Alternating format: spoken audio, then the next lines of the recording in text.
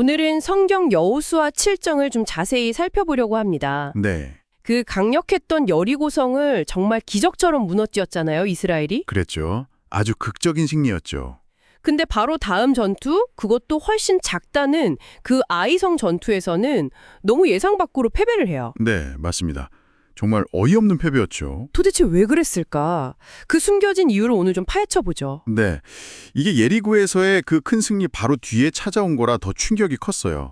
단순하게 뭐 군사적인 실수 이런 차원이 아니고요.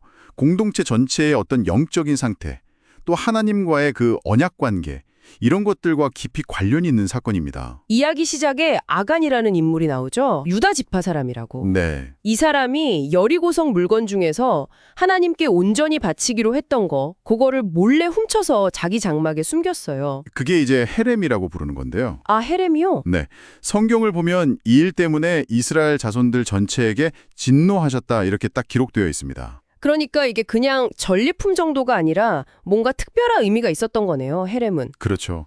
그냥 뭐 좋은 물건 챙긴다 이런 차원이 아니고요.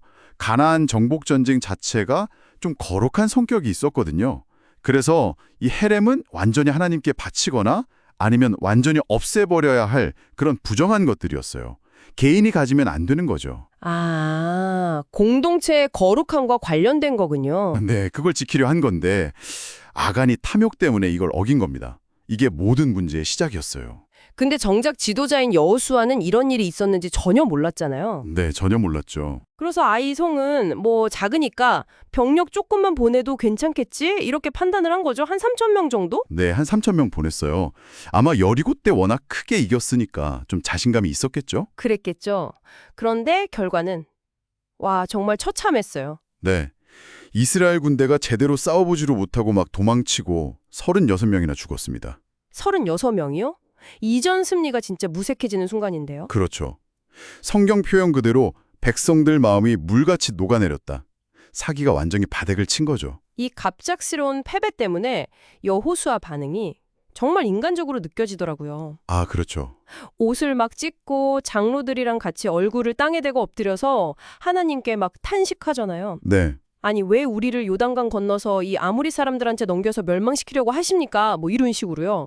심지어 차라리 요단 저편에 그냥 있을 걸 그랬습니다. 이렇게까지 말하죠. 거의 뭐 하나님께 항의하는 수준이죠.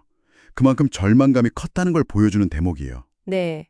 근데 이때 하나님께서 응답을 하시죠. 네, 명확하게 말씀하십니다. 패배 원인이 밖에 있는 게 아니다. 너희 내부에 있다. 바로 죄 때문이라는 거죠. 이스라엘이 죄를 지었다. 내가 명령한 내 언약을 어겼다. 게다가 온전히 바친 물건, 그 헤렘을 가져가고 도둑질하고 속여서 자기를 물건 가운데 두었다. 이렇게 딱 지적하세요. 와, 직접적으로 말씀하시는군요. 네.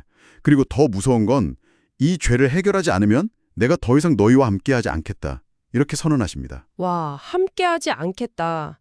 이거는 정말 엄청난 말씀인데요. 그렇죠.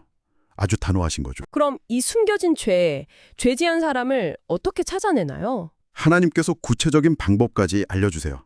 바로 제비 뽑기입니다. 제비 뽑기요? 네, 지파별로, 그 다음엔 족속별, 또 가족별, 그리고 마지막엔 개인 순서로 이렇게 범위를 점점 좁혀가면서 찾아내라는 거였어요. 와, 그 과정 자체가 엄청 긴장됐겠네요. 네, 공동체 전체가 이 과정에 참여하면서 문제의 심각성을 다 같이 깨닫게 하려는 의도도 있었겠죠. 다음 날 아침에 여호수아가 그대로 실행을 하죠. 네, 제비를 뽑는데 정말 숨막히는 순간이었을 겁니다.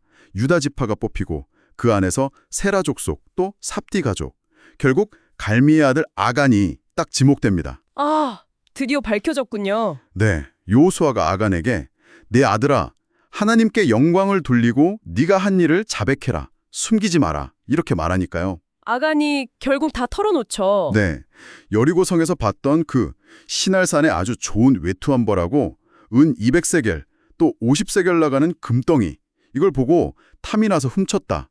그리고 자기 장막 땅속에 숨겨놨다. 이렇게 다 고박합니다. 위치까지 정확하게요. 그렇죠. 사람들이 바로 아간의 장막으로 달려가서 땅을 파보니까 정말 그 물건들이 그대로 있었어요. 빼도 박도 못하게 증거가 나온 거네요. 네, 숨겨졌던 죄가 완전히 드러난 거죠. 그 결과는 정말 엄중했습니다. 아간 한 사람의 잘못인데 네, 아간뿐만이 아니었죠.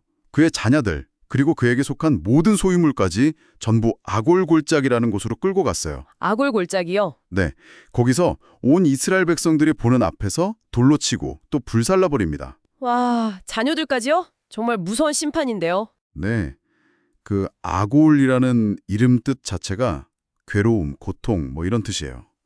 이 사건 때문에 그곳 이름이 아예 아골골짜기가 된 거죠. 그리고 이 모든 일이 끝나고 나서야 하나님의 그 맹렬한 진노가 그쳤다. 이렇게 성경은 기록하고 있습니다. 한 사람의 어떤 탐욕, 불순종이 공동체 전체에 얼마나 큰 영향을 미치는지, 또 죄를 처리하는 과정이 얼마나 단호했는지 정말 생생하게 보여주는 것 같습니다. 네, 그렇죠. 오늘 여호수아 7장을 보니까 우리가 뭔가 큰 성공을 거두고 막 승리감에 취해 있을 때 그때 오히려 우리 내부를 더 잘 돌아봐야 한다는 생각을 하게 돼요. 맞습니다. 눈에 잘 안 보이는 어떤 계린의 문제, 나 하나쯤이야 하는 그런 생각이 공동체 전체를 위험에 빠뜨릴 수 있다는 거, 정말 경각심을 주는 이야기인 것 같습니다. 여기서 우리가 한 걸음 더 들어가서 생각해 볼 만한 질문이 하나 있어요. 어떤 걸까요? 아간 개인이 죄를 지었는데 왜 그의 자녀들까지 함께 벌을 받아야 했을까 하는 점입니다.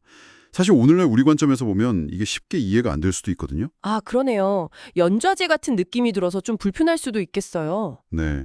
고대 사회의 어떤 그 연대 책임 의식하고 또 오늘날 우리가 중요하게 생각하는 개인 책임 원칙 사이에 어떤 긴장감이랄까? 그런 것들을 좀 보여주는 부분이죠. 이 이야기가 오늘을 사는 우리에게 또 당신에게 던지는 질문은 무엇일지 한 번쯤 곱씹어 보는 것도 의미가 있을 것 같습니다.